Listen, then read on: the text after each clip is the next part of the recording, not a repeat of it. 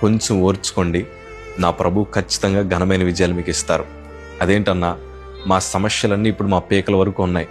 అప్పులు ఎలా తీర్చాలో అర్థం కావట్లేదు. రేపు గడిస్తే మా జీవితాలు ఎలా ఉంటాయో తెలియట్లేదు. మా పిల్లల జీవితాలు ఏంటో అర్థం కావట్లేదు. మా ఉద్యోగ విషయాలు ఏంటో అర్థం కావట్లేదు.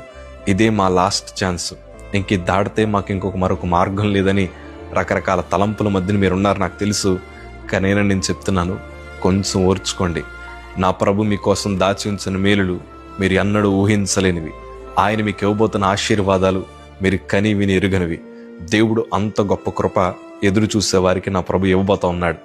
ఎందుకు ఈ మాట చెప్తున్నానంటే, దేవుని కోసం ఎదురు చూచిన వారిని ఆయన ఎంత మాత్రం విడిచిపెట్టేవాడు కాదు, వారిని ఎంత మాత్రం నిరుత్సాహపరిచే దేవుడు కాదు. నా అనుభవంతో చెప్తున్నాను. దేవుని వాక్యంలో దావీదు రాసిన కీర్తన 27వ కీర్తన 14వ మాట చదవగలిగితే, యెహోవా కొరకు కనిపెట్టుకుని ఉండుము, ధైర్యము తెచ్చుకుని నీ హృదయమును నిబ్బరముగా నుంచుకొనుము. యెహోవా కొరకు కనిపెట్టుకుని ఉండుము,